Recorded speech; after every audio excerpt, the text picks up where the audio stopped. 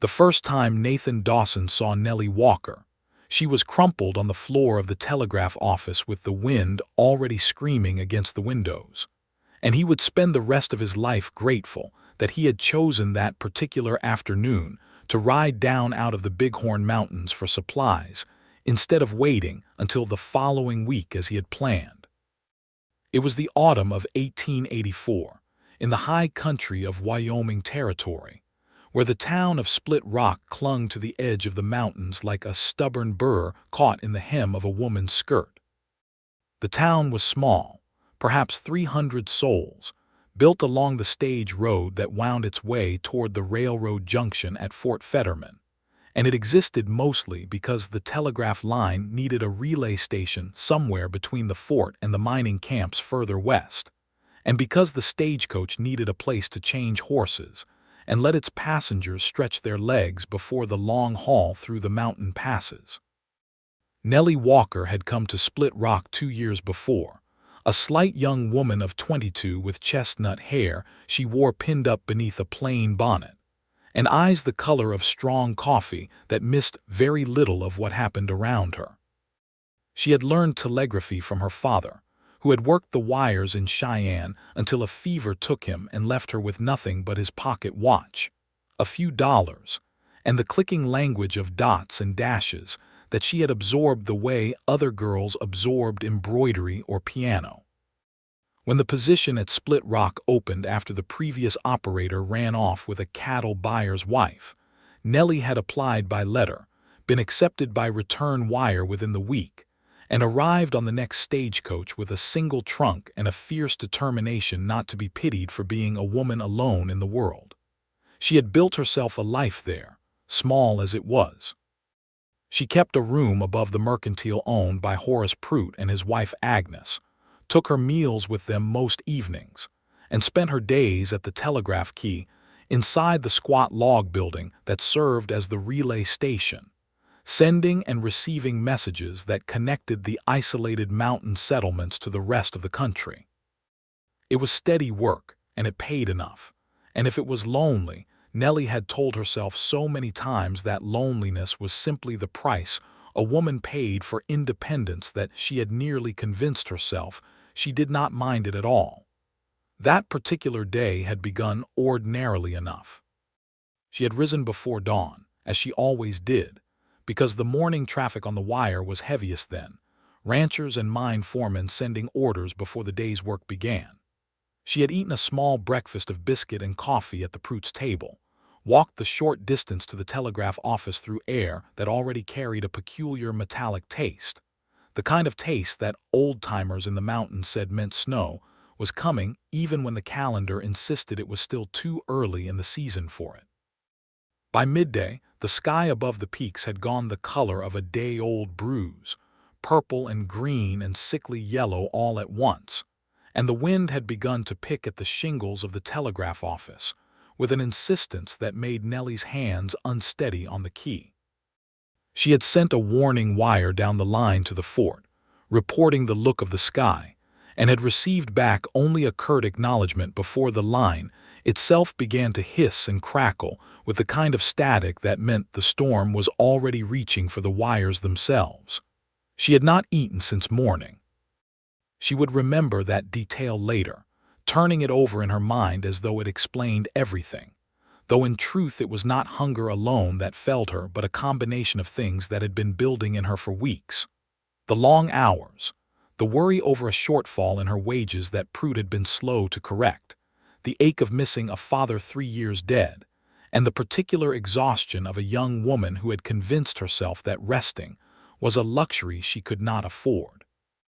The room had grown very warm despite the wind outside, and then very cold, and then Nellie had felt the strange floating sensation that she had experienced only once before, as a child, before a fever, and she had reached for the edge of her desk and missed it, and the floor had come up to meet her with a suddenness that stole the breath clean out of her lungs. Nathan Dawson had been 3 miles up the trail when he first noticed the color of the sky, and he had cursed under his breath and turned his big gray gelding, Samson, toward town at a pace that was not quite a gallop, but was faster than a man ought to push a horse on a mountain trail scattered with loose shale. He had lived in these mountains for 6 years, since he was 23 years old, and had buried his young wife and their infant son in the hard ground outside a cabin in the Wind River country, a grief so total that he had fled it the only way he knew how, by going up into the high places where no one could ask him how he was faring, and where the silence of the peaks matched the silence that had taken root in his own chest. He trapped beaver and marten in season, hunted elk for meat and hide, and came down to Split Rock perhaps once every 6 weeks for coffee, flour, ammunition, and the particular kind of solitude that could only be appreciated by contrast with other human faces. He was a big man, made bigger by the mountains themselves, his shoulders broad from years of hauling traps and hides and firewood, his forearms corded with muscle beneath the sleeves of his buckskin coat, his hands calloused and scarred from 100 small violences of axe and knife and rope.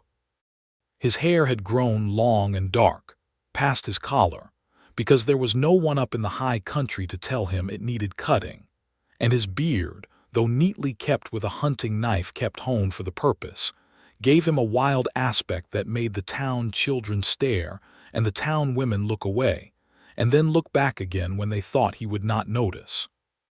He was 29 years old that autumn, and he had told himself so many times that he was done with softer feelings, that he had buried them along with his wife and son, that he very nearly believed it.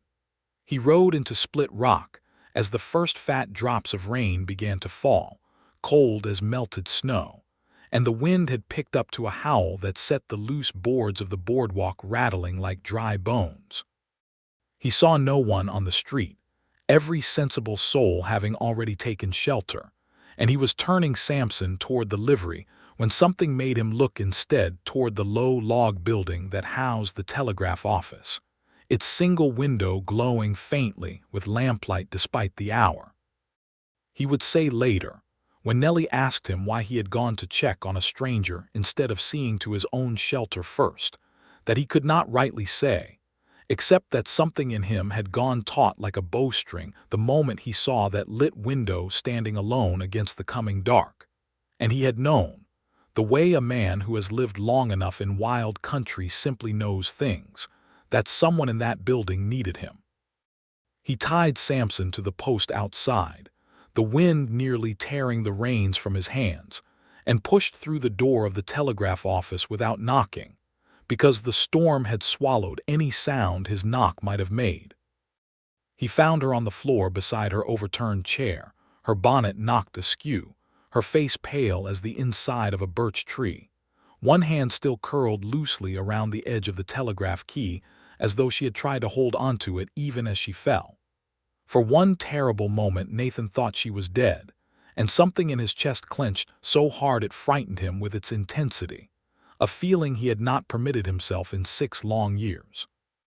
Then he saw the shallow rise and fall of her breast beneath her gray wool dress, and he was across the room and on his knees beside her before he had given his body any conscious instruction to move. "Miss," he said, his voice rough from disuse, for he spoke to few people and fewer still that were not horses or dogs. "Miss, can you hear me?" She did not answer, though her eyelids fluttered, dark lashes against skin gone waxen. Nathan pressed 2 fingers to the side of her throat the way he might check a downed elk, and found her pulse, quick and thready but present, and something in him loosened just enough to let him breathe again. Outside, the wind found a new register, a shriek that rattled the single window in its frame, and Nathan understood with the instinct of a man who had survived a dozen mountain storms that this was no ordinary autumn rain. This was the kind of storm that could bury a man in snow before nightfall even this early in the season, up here where the mountains made their own weather and cared nothing for the calendar. He did not have the luxury of waiting for her to wake on her own. He gathered her up into his arms as easily as he might have gathered an armful of kindling, though she was no small woman, tall for her sex and not without substance. But Nathan Dawson had spent 6 years hauling deer carcasses and beaver pelts and felled timber through mountain country, and the weight of her was nothing to arms that had grown hard and strong from that labor. She stirred against him, a small sound escaping her throat, not quite words, and he found himself murmuring to her the way he might have gentled a spooked horse. "I've got you," he said. "Easy now, I've got you."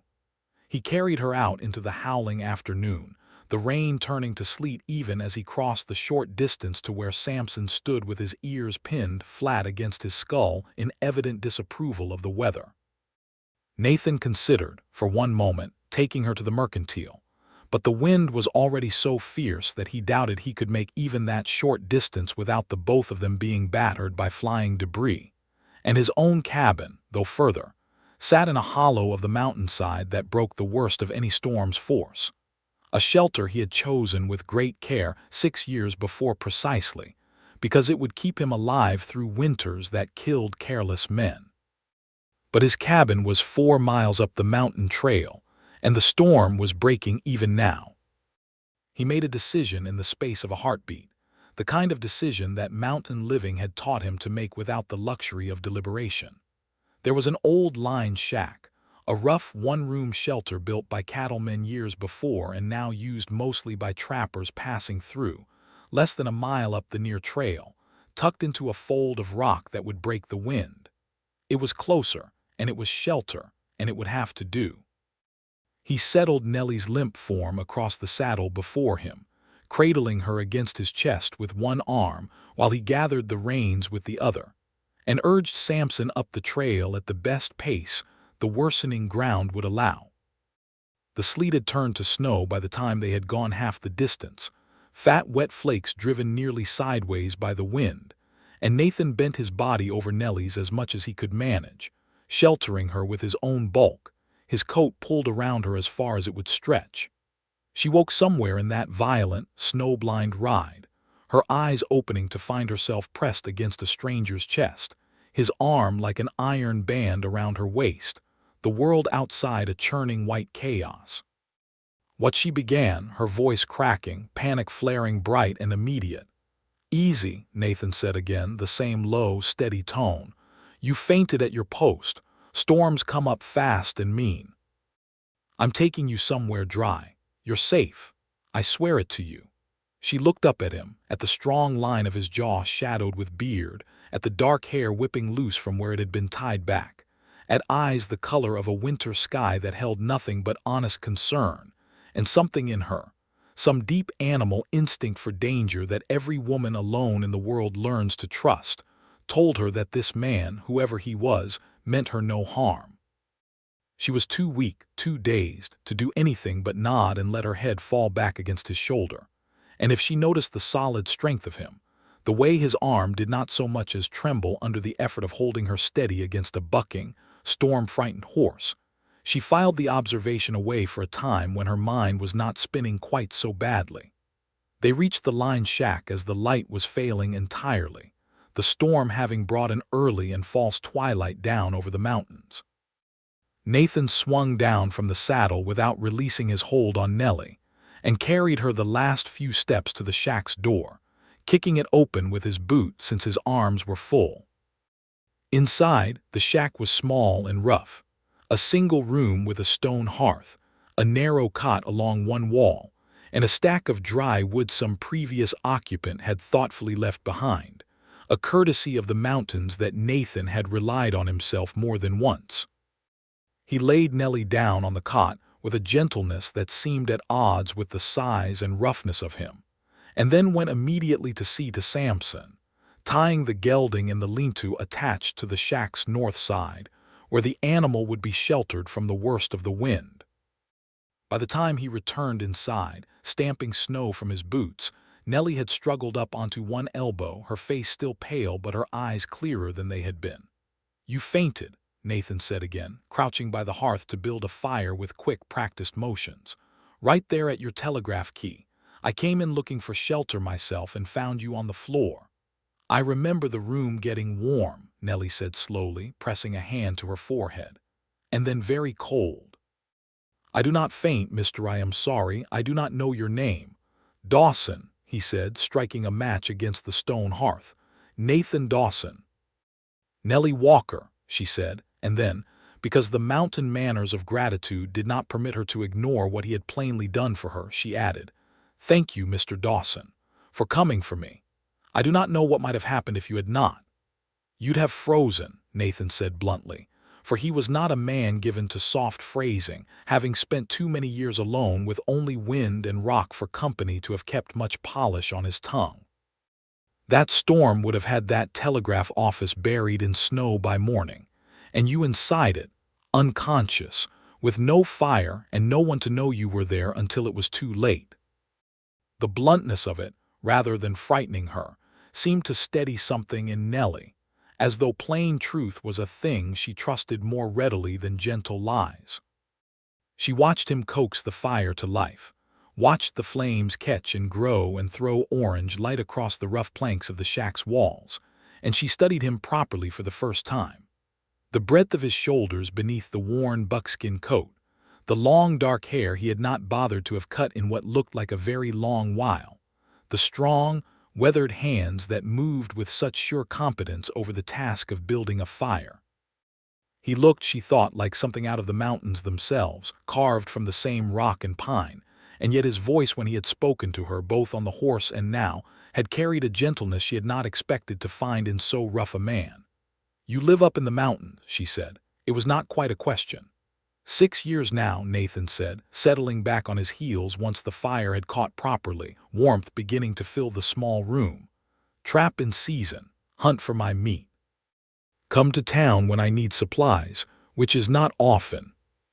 "You must be very lonely," Nellie said, and then flushed, realizing how forward the observation sounded, coming from a woman who had known this man for perhaps 20 minutes. Nathan's jaw tightened, just slightly, a flicker of something crossing his weathered features that Nellie could not quite name. "A man gets used to his own company," he said, which was not quite an answer, and both of them seemed to understand it as such.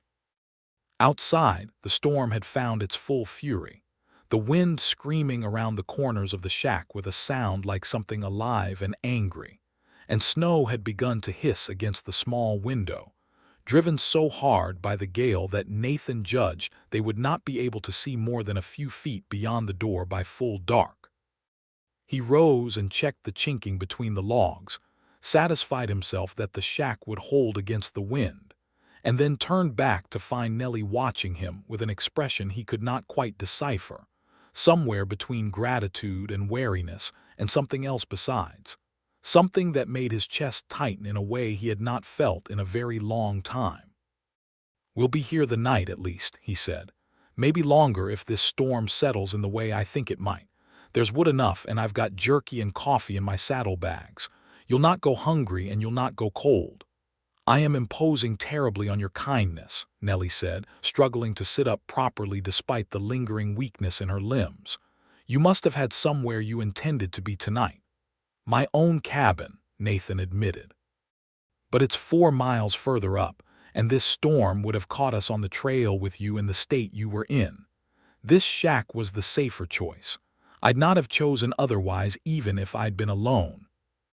She studied him a moment longer, and then, perhaps because the fear of the fainting spell and the wild ride through the storm had stripped away some of her usual careful reserve, she said, "I am glad it was you who found me, Mr. Dawson. I do not know what would have become of me otherwise." Something in Nathan's chest, some old and guarded thing, shifted at the simple honesty of that statement, and he found himself looking at her, really looking, in the firelight, at the chestnut hair now come fully loose from its pins, and falling in waves around her shoulders, at the color slowly returning to her cheeks, at the intelligent, steady eyes that watched him without flinching despite everything that had happened to her that day. And he felt something he had not permitted himself to feel in 6 long years of deliberate solitude, the stirring of interest in another human soul. He busied himself instead with practical matters, fetching his saddlebags from where he had left them by the door, producing a twist of jerky and a small tin coffee pot, filling it from the water skin he carried and setting it near the fire to heat. Nellie watched him work with the easy competence of a man long accustomed to caring for himself in rough conditions, and found herself, despite the strangeness and fear of the day, feeling safer than she had in longer than she could easily remember. "How did you come to be a telegraph operator?" Nathan asked eventually, handing her a strip of the dried meat, which she accepted with murmured thanks. "It is not common work for a woman out here." "My father taught me," Nellie said. "He worked the wires in Cheyenne before the fever took him 3 years past. I had nothing else after he died, no family, no husband, and telegraphy was the one skill I possessed that could earn me an honest living. When the position here came open, I applied, and I was accepted before I had time to reconsider my own boldness." "Takes courage," Nathan said, "for a woman alone to come out to a place like this." "Or desperation," Nellie said, with a small, wry twist of her mouth that Nathan found he liked very much, "though I have come to prefer to think of it as courage when I can manage the trick of it."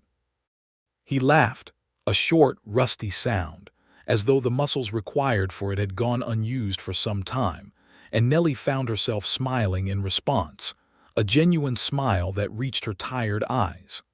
The coffee finished heating, and Nathan poured a portion into the tin cup that traveled with the pot, offering it to Nellie first, who wrapped both hands around its warmth gratefully.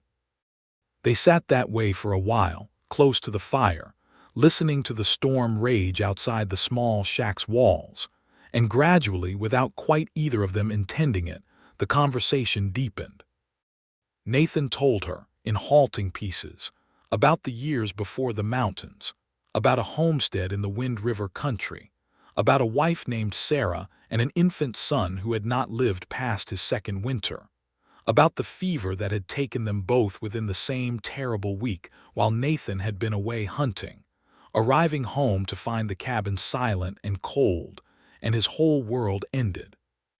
He did not tell it easily, and Nellie did not press him, only listened with a stillness and gravity that seemed to draw the words from him despite himself, as though her quiet attention were a kind of gentle current he could not help but follow.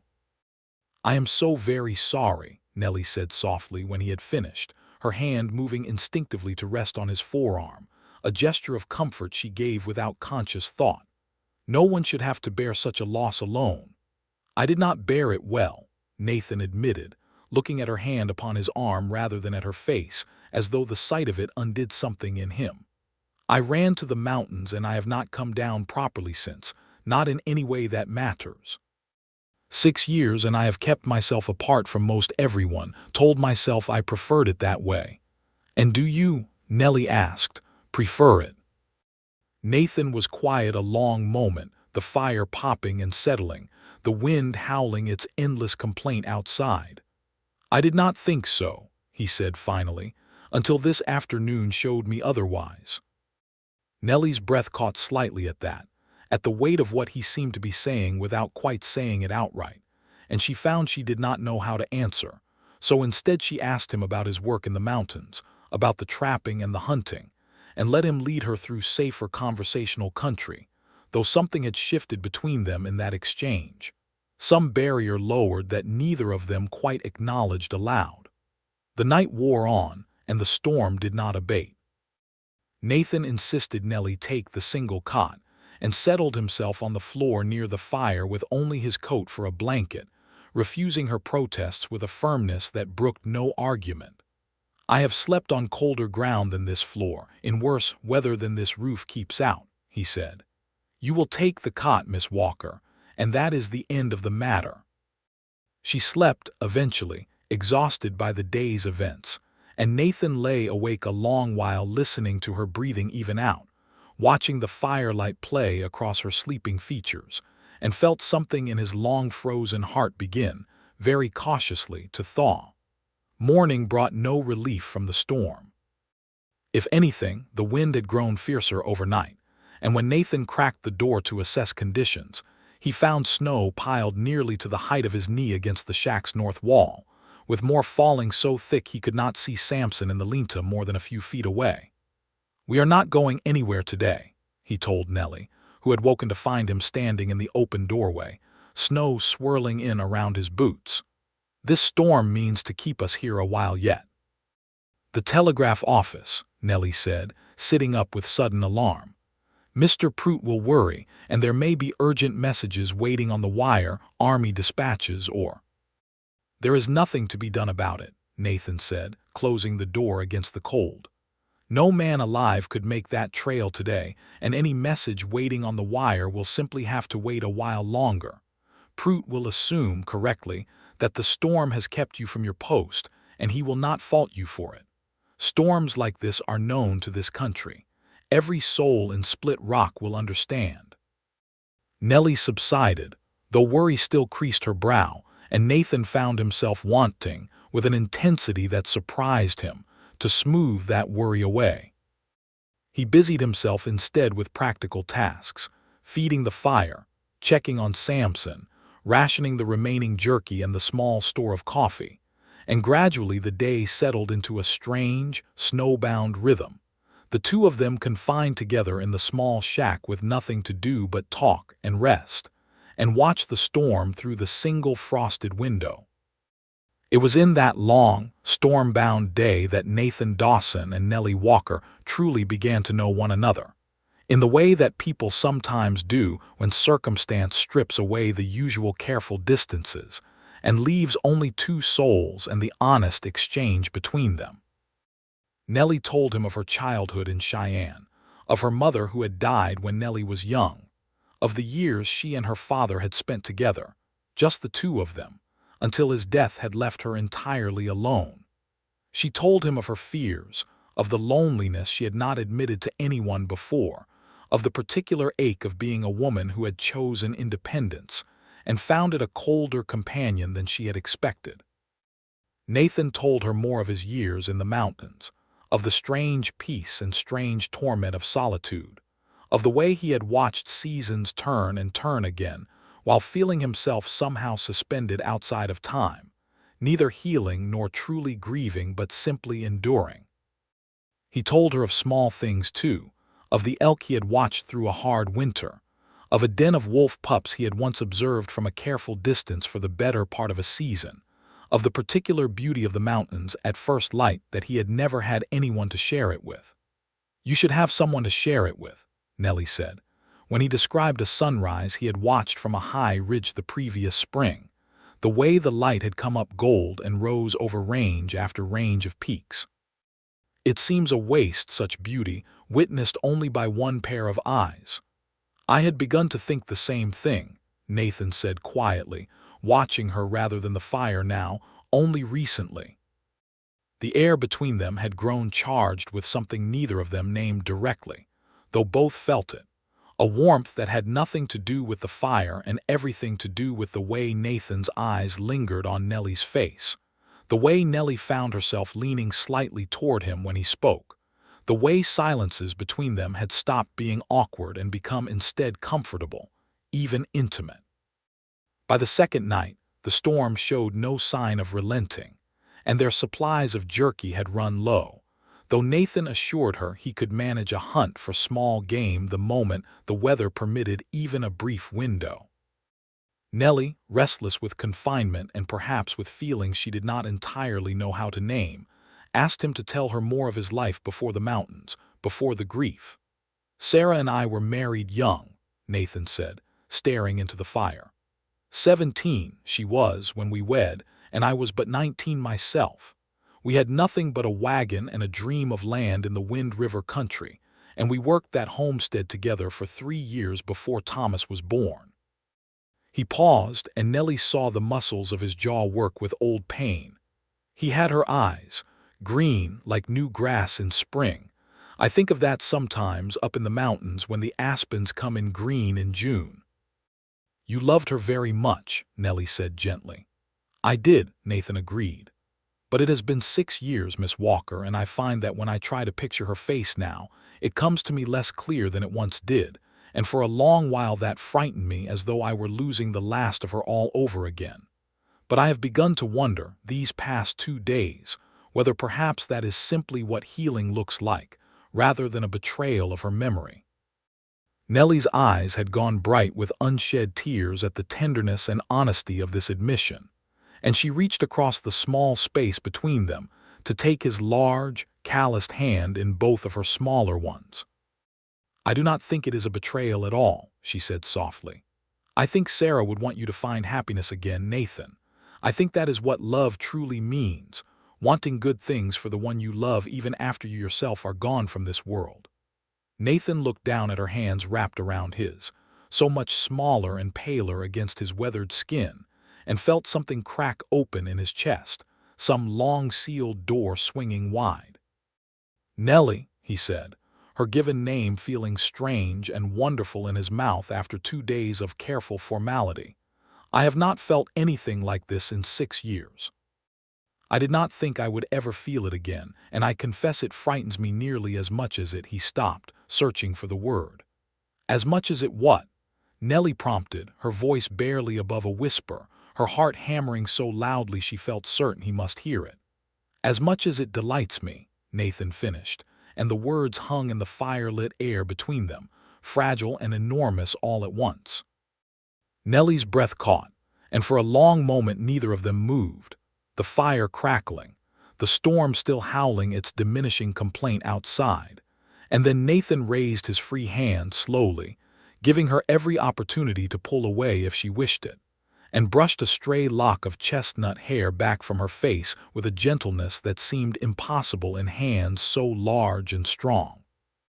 "I have known you but 2 days," Nellie said, though she did not lean away from his touch, "and yet I find I cannot imagine returning to Split Rock and simply resuming my old life as though none of this happened." "Nor I," Nathan said. "I have lived alone on that mountain for 6 years, Nellie Walker, and in 2 days you have made me remember what it is to want company, to want a home that is not merely a shelter from weather but a place filled with warmth and laughter and someone to share the sunrise with." "Nathan," Nellie breathed, and it was answer enough. He leaned down slowly, and she rose to meet him, and their lips met in a kiss that was soft at first, testing, and then deepened as two lonely hearts recognized, at last, a place to rest. When they parted, both were slightly breathless, and Nellie laughed, a sound of pure surprised joy that Nathan thought might be the finest sound he had ever heard. "I fainted at my post 2 days ago," she said, "and I find myself now kissing a mountain man in a lined shack during the worst storm I have ever witnessed. My father would scarcely believe it." "I scarcely believe it myself," Nathan admitted, a smile transforming his weathered, bearded face into something almost boyish. "But I find I am not sorry for a moment of it." The storm broke on the morning of the 3rd day, the wind dying to a whisper and the sun emerging weak, but present through breaking clouds, illuminating a mountainside transformed into a glittering white wonderland, snow piled deep and undisturbed in every direction. Nathan spent the morning digging a path from the shack door, and by midday judged the trail passable enough, if slow, for Samson to make the journey back down to Split Rock. The ride back was a different affair entirely from the wild flight of 2 days before, unhurried, almost reluctant on both their parts. Nellie once again seated before Nathan on the saddle, but this time leaning back against his chest not from weakness, but from a comfort she had no wish to relinquish. His arm around her waist not out of necessity, but out of a tenderness neither of them wished to name too soon, for fear of frightening away something so new and so precious. Split Rock greeted their arrival with predictable commotion. Horace Prout had indeed grown worried, and had organized what search he could manage once the storm allowed, though the deep snow had thwarted any real effort to reach the telegraph office before the weather broke.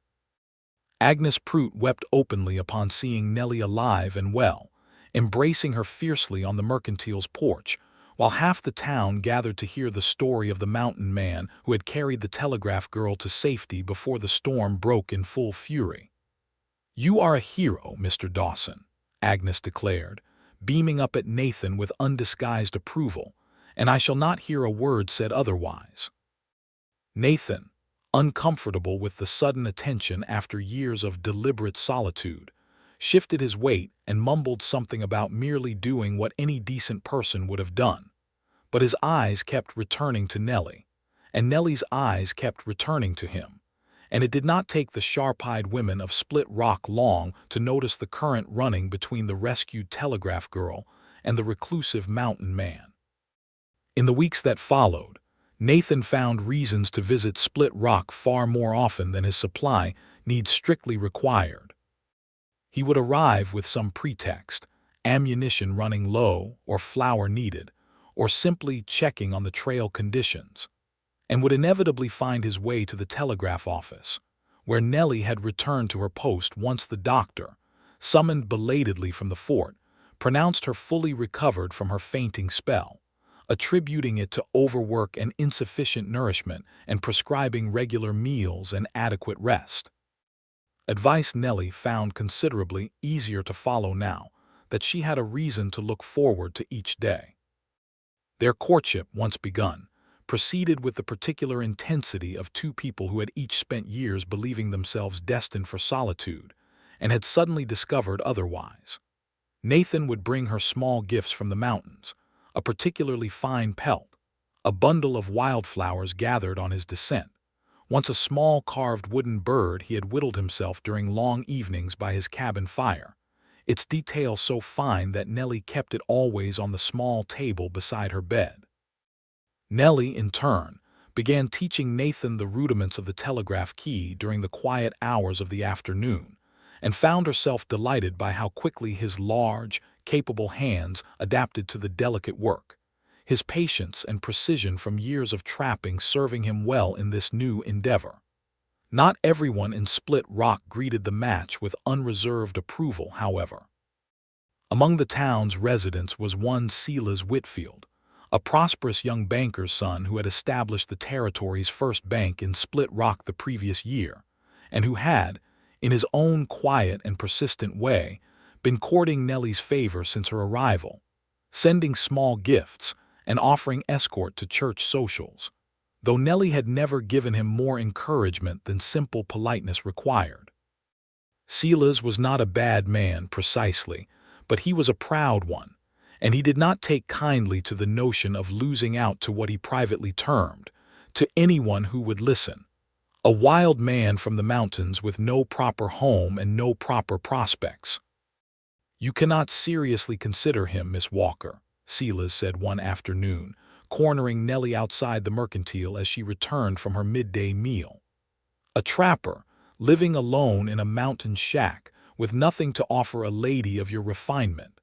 I could give you a proper house, servants, a life of comfort here in town among civilized company." Nellie, who had grown considerably less patient with such presumptions, since the storm had rearranged her understanding of what mattered most in a life, drew herself up with the quiet dignity her father had taught her. "Mr. Whitfield," she said, "Nathan Dawson saved my life at considerable risk to his own, and in the time since, he has shown me more genuine kindness, more honest respect, and more true understanding than any man I have met in this territory, yourself included. I would rather share a mountain cabin with a man who loves me true than a fine house in town with one who merely wishes to add me to his collection of proper things." Silas's face reddened at this rebuke, and he retreated with what dignity he could muster, though he would prove not entirely done making trouble for the couple before all was settled, as later events would show. Nathan, when Nellie related this exchange to him that evening, laughed heartily, though something protective flashed in his eyes as well. "A collection of proper things," he repeated, shaking his head, "as if you were a piece of parlor furniture to be acquired and displayed." "I have no interest in being displayed," Nellie said, leaning against his broad shoulder as they sat together on the bench outside the telegraph office, watching the last light fade behind the western peaks. "I would rather be loved, plainly and honestly, even if it means a simpler life." "It would be a simple life," Nathan said seriously, turning to face her, taking both her hands in his. "My cabin is small, Nellie, and the winters up there are hard, and there is no fine society, no dances or dinner parties, only the mountains and the seasons and whatever comfort we can build for ourselves. I would not want you to choose it without understanding fully what you would be choosing." "Nathan Dawson," Nellie said, meeting his eyes with a steadiness that left no room for doubt. "I have spent 2 years in a rented room above a mercantile, taking my meals with a kind but not truly my own family, working a telegraph key from dawn until dusk with no one to come home to at the end of the day. I do not need fine society or dinner parties. I need a home and warmth and someone who sees me truly, and I have found more of that in 3 days snowbound in a lined shack with you than in 2 years of what passed for a proper life in this town." Nathan's throat worked with emotion he did not quite trust himself to voice, and instead he raised her hands to his lips and kissed her knuckles with a tenderness that made Nellie's breath catch. "Then I suppose," he said huskily, "I had better ask you properly, rather than simply hoping you might someday agree to share that hard life with me." He slid from the bench to kneel before her in the dust of the street, heedless of the few passers-by who paused to watch with undisguised interest, and Nellie's hands flew to her mouth in astonished delight. "Nellie Walker," Nathan said, his deep voice unsteady with feeling. "I came down from that mountain 3 months ago a man who believed his heart had gone as cold and hard as the rock I lived among. You have proven me wrong in every particular. I do not have much to offer, but what I have is yours entirely, my hands and my strength, and whatever protection I can provide against every storm life sends our way, for as long as I draw breath. Will you marry me and make that mountain cabin a true home?" Tears spilled freely down Nellie's cheeks, though her smile was radiant enough to outshine them entirely. "Yes," she said, and then, laughing through her tears, "Yes, Nathan Dawson, 1,000 times yes." The small crowd that had gathered, drawn by curiosity, broke into spontaneous applause, and Agnes Prout, watching from the mercantile porch, wept happy tears into her apron while Horace Prout clapped Nathan heartily on the shoulder in congratulation. Once he had risen and pulled Nellie into an embrace that lifted her clean off her feet. The wedding was arranged for a month hence, time to occur before the deeper snows of true winter closed the mountain trails entirely, and Split Rock threw itself into preparations with the enthusiasm small towns reserve for such rare occasions of unambiguous joy. Agnes Prout took charge of Nellie's dress, a simple but lovely gown of cream-colored fabric ordered specially from Cheyenne, while the men of the town, under Horace's direction, began work on expanding Nathan's mountain cabin, adding a second room and a proper stone chimney as a wedding gift, a gesture that moved Nathan nearly to tears when he discovered it, unaccustomed as he had become to such communal kindness after years of solitary living. Not all was smooth sailing in the weeks before the wedding, however. Silas Whitfield, still smarting from his rejection, and perhaps genuinely believing he acted in Nellie's best interest, made one final attempt to disrupt the match. He wrote to the Territorial Land Office, questioning the legitimacy of Nathan's claim to the mountain property where his cabin stood, hoping perhaps to cast doubt on Nathan's prospects and character both.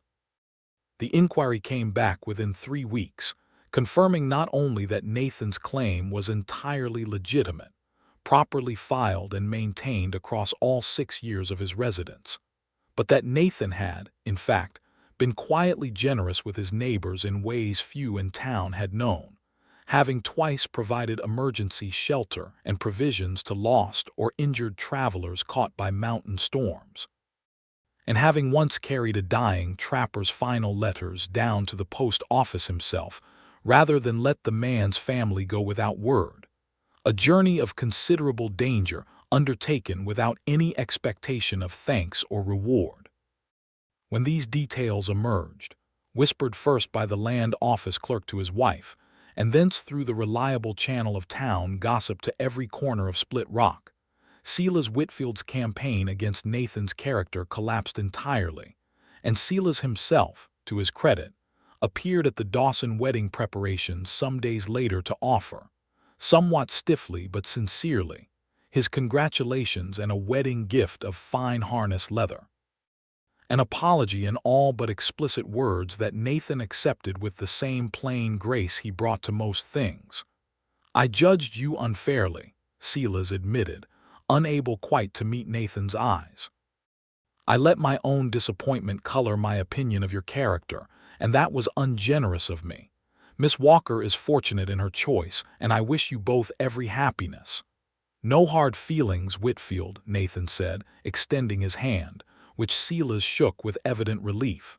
"A man protecting a lady's interests, even clumsily, is no crime in my book." The wedding itself took place on a crisp, clear morning in early November. The mountain peaks already dusted white, but the lower valleys still holding to the last gold and russet colors of autumn. The town's small church, more often used for the traveling preacher's monthly services than for grand occasions, had been decorated with pine boughs and the last hardy wildflowers the season permitted, and it seemed as though every soul in Split Rock had turned out for the ceremony, filling the pews and spilling out onto the church steps. Nellie wore her cream-colored gown with her chestnut hair arranged in soft waves beneath a simple veil, and when she walked down the short aisle on Horace Prute's arm, since she had no father living to give her away, Nathan felt his breath leave his body entirely at the sight of her, radiant and lovely, and looking at him as though he were the only man in the world worth seeing. Nathan himself had submitted, with considerable grumbling, to proper haircut and shave for the occasion at Agnes Prute's insistence, though he had compromised by keeping his hair somewhat longer than current fashion dictated. And Nellie, seeing him standing at the front of the church in a new suit of dark broadcloth, his dark hair still touched with wildness despite the barber's efforts, his broad shoulders filling the fine fabric in a way that made more than one young woman in the congregation sigh audibly, thought she had never seen a more handsome man in all her days. The preacher, a circuit rider named Reverend Josiah Cobb, who traveled a wide territory to serve scattered congregations, spoke simply and well of love found in unexpected places, of storms that brought unlikely blessings, and of the particular grace of two wounded souls finding healing in one another. When he asked Nathan if he would take Nellie Walker as his lawfully wedded wife, to love and protect and cherish through every season life might bring, Nathan's voice rang clear and certain through the small church. "I will," he said, "and gladly for every day of my life."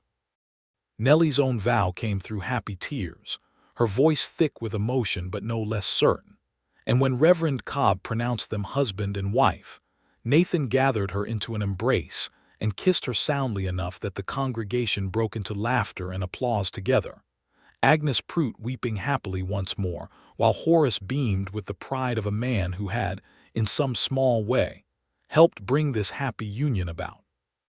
The wedding feast that followed, held in the mercantile's largest storage room cleared and decorated for the occasion, featured contributions from nearly every household in Split Rock, roasted venison that Nathan himself had provided from a recent hunt, breads and pies from a dozen different kitchens, and enough good cheer and fiddle music to keep the celebration going well past dark, the whole town seeming to take genuine joy in the happiness of their telegraph girl and her mountain man.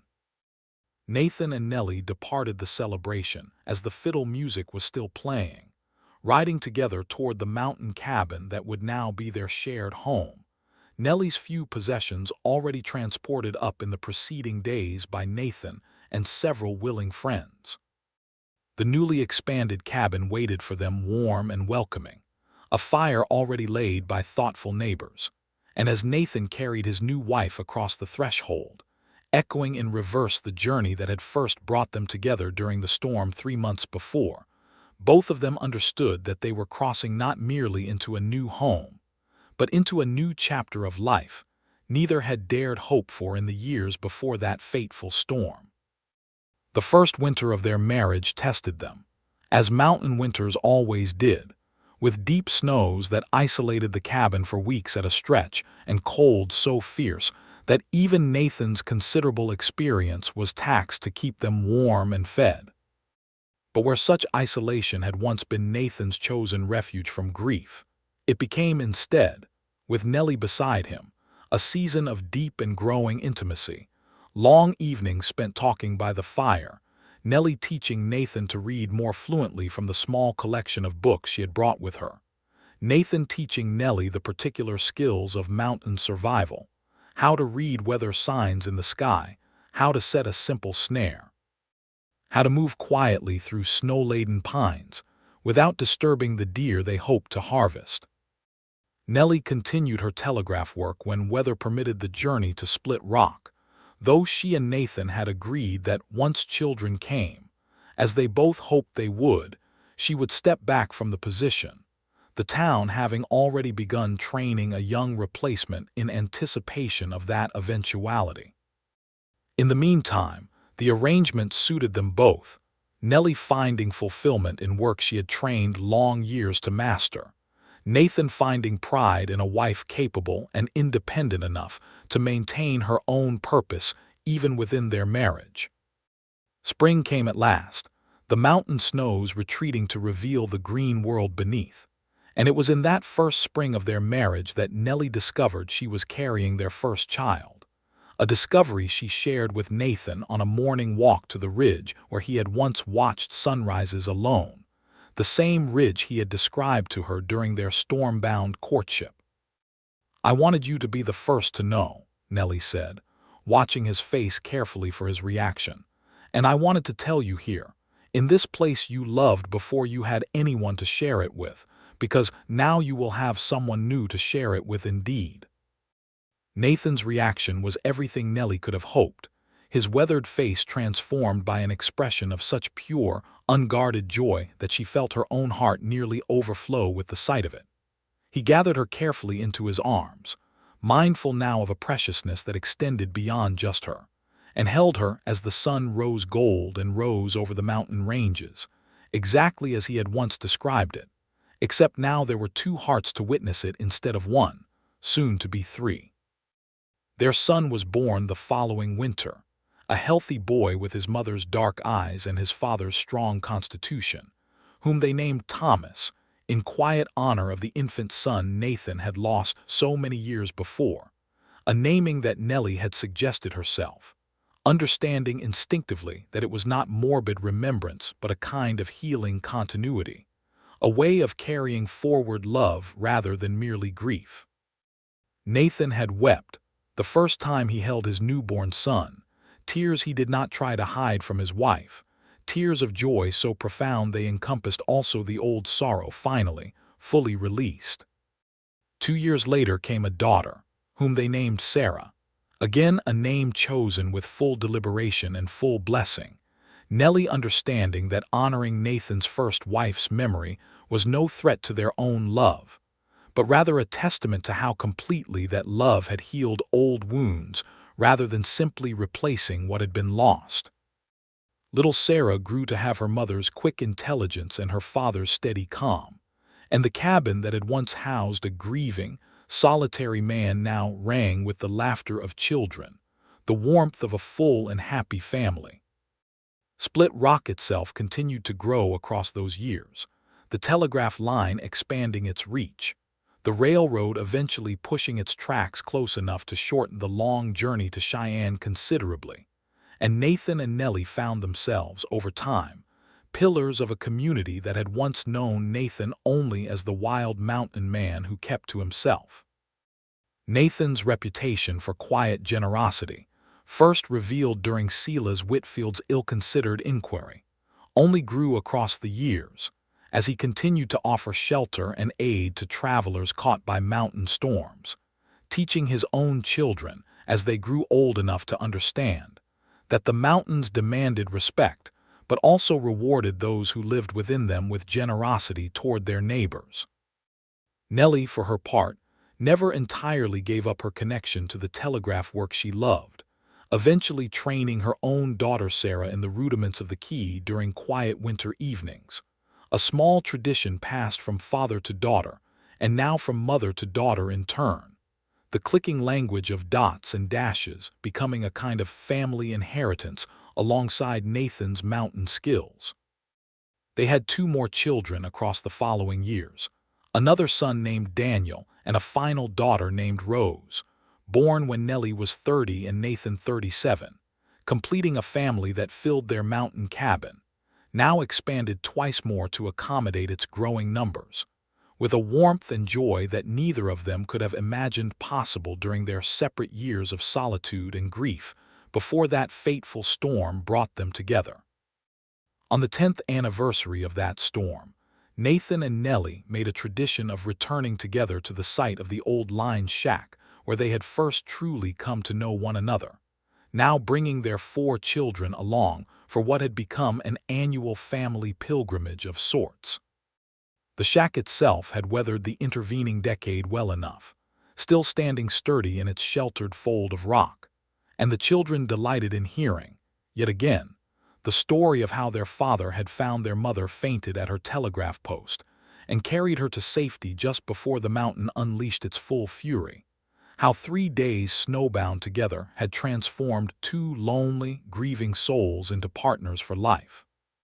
"Tell it again, Papa," young Daniel would demand each year, though he had heard the tale a dozen times already, and Nathan would oblige, embellishing certain details for dramatic effect while Nellie laughed and corrected his more fanciful additions, and the children would listen with the rapt attention children reserve for stories they already love and never tire of hearing. "And you truly carried Mama on your horse through the whole storm?" Sarah asked one such anniversary, her dark eyes wide with the particular wonder of a child imagining her parents young and facing danger together. "I did," Nathan confirmed, "though your mother tells it that I very nearly rode us both off the trail entirely in my hurry to reach shelter." "He did no such thing," Nellie protested, laughing. "Your father navigated that storm with more skill than any man I have ever known, and if he had not found me when he did, none of you would be here to pester us with these questions each year." "I am glad he found you, Mama," Thomas said, at 10 years old already showing the quiet thoughtfulness that would define his character throughout his life. "I am glad you fainted." "That is a strange thing to be glad of," Nellie said, though her eyes were bright with amused affection. "But I confess I find myself glad of it too, strange as that sounds, for it brought me your father, and it brought me all of you, and I would not trade this life for any other I might have had instead." Nathan, listening to this exchange with his family gathered around him at the sight of his own transformation from solitary griever to husband and father, felt the particular contentment of a man who understood himself to be living the fullest, richest version of the life available to him.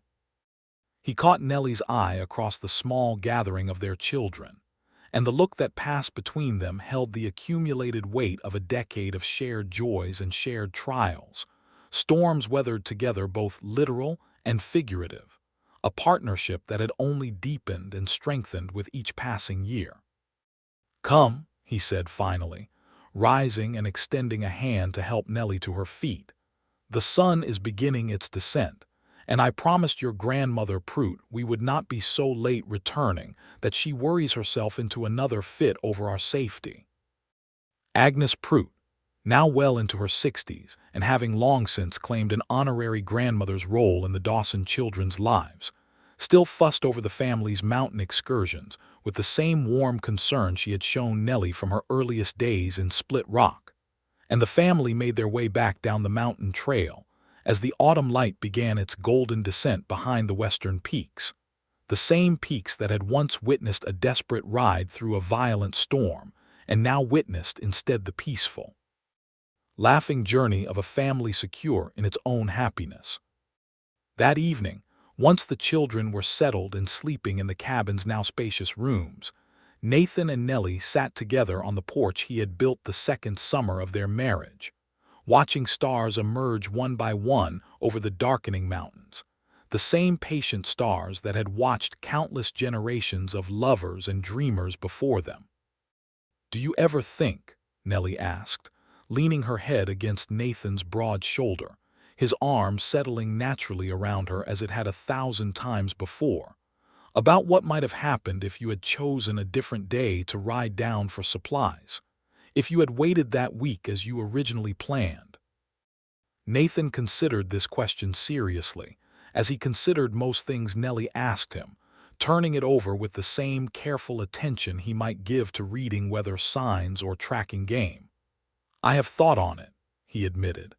"I do not know what would have become of you, alone in that office with the storm closing in, and I do not much like imagining it. But I have also come to believe, in the years since, that some things are simply meant to happen as they happen, that some fates find their way to fulfillment regardless of the particular details that bring them about. I believe I would have found my way to you eventually, Nellie Walker, storm or no storm, for I do not think two souls meant for each other as ours were meant can be kept apart indefinitely by mere circumstance." "That is a very romantic notion," Nellie said, smiling against his shoulder, "for a man who once told me he had no polish left on his tongue after years alone in the mountains." "You have polished me considerably these 10 years, Nathan said, dropping a kiss onto the crown of her head. "Though I suspect I shall always be, at heart, the same rough mountain man who found you fainted at your post and could not for the life of him leave you there to face that storm alone." "I am glad of that rough mountain man," Nellie said softly, tilting her face up to meet his eyes in the gathering darkness, "for he gave me a life richer and fuller than I ever dared hope for during my lonely years at that telegraph key, dreaming of a family and a home and someone to share the mountain sunrises with. You gave me all of that, Nathan, and more besides." "And you," Nathan said, his voice thick with the particular emotion that a decade of marriage had never diminished, "gave this old mountain man his heart back, when I had thought it buried forever alongside those I had lost. You taught me that love does not diminish what came before it, but rather honors it, by proving that the capacity for love was never truly gone, only waiting for the right storm to bring it forth again." They sat together a while longer in comfortable silence, the mountain night settling deep and peaceful around their home, the distant howl of a wolf somewhere on a far ridge the only sound beyond their own quiet breathing. And when at last they rose to retire for the evening, Nathan swept Nellie up into his arms just as he had that first fateful day, carrying her across the threshold of their home with the same tender strength, though now it was not rescue from danger but simple, joyful habit. A small ritual of love they had maintained across a decade of marriage, and intended to maintain for however many decades still lay ahead of them. The mountain man and the telegraph girl had found in each other what neither had dared believe still possible: a love strong enough to weather any storm, a partnership built on mutual respect and genuine understanding, and a family that filled their once solitary mountain home with laughter, warmth, and the particular joy of two wounded hearts made whole again in each other's keeping. Their story, still told each year at the site of the old line shack, remained for their children and eventually their grandchildren a testament to the truth that sometimes the fiercest storms bring not only danger but also, for those fortunate enough to weather them with the right person beside them, the greatest blessings life has to offer. And so it was that in the high mountains of Wyoming territory, where the wind still carried tales of the great storm of 1884 down through generations of settlers, the story of Nathan Dawson and Nellie Walker endured, a simple truth wrapped in the drama of that fateful autumn day: that love, like the mountains themselves, could weather any storm, and that sometimes it takes losing everything to finally recognize, when it appears again, the precious gift of a heart willing to be found.